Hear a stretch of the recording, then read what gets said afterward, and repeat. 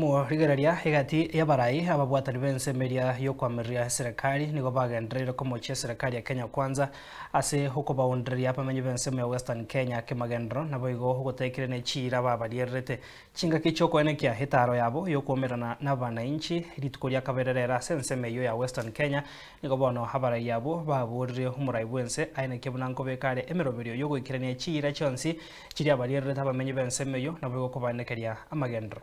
The Kenya Kwanza Lands Administration shall endeavor to fulfill the following development obligations in the ANC and Fort Kenya strongholds of Western Kenya within the electoral period starting from 2022 to 2027. Ikakubalika mambo lazima ifanyike ndani ya miaka tano, na mambo hiyo ikaandikwa hapa ifuatavyo. Number 1, completion of all existing incomplete or stored bitumen road projects within the aforesaid counties as at 9th August 2022. Safari hii mimi nilianza na marehemu Kibaki na ndugu yangu marehemu kijana Wamalwa. Tulianza na mzee Mudi Awori, na kina Saitoti na kina Raila.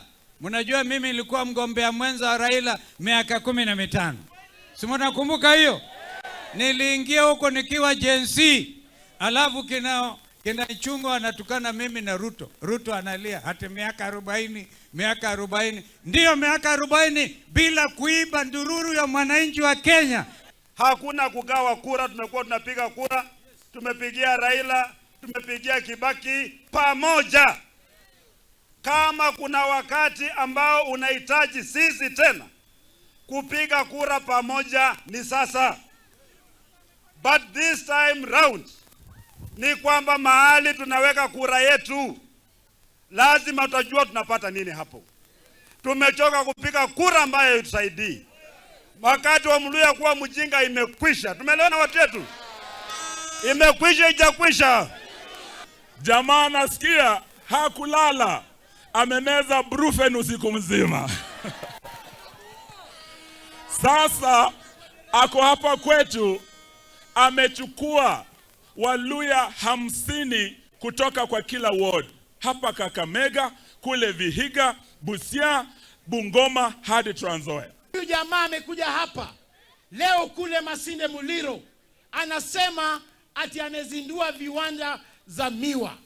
Ningependa kuambia William Ruto kwamba hapa Mumias, mnajua vile Mumias ikifanya kazi vile ile joto tulikuwa tunasikia hapa.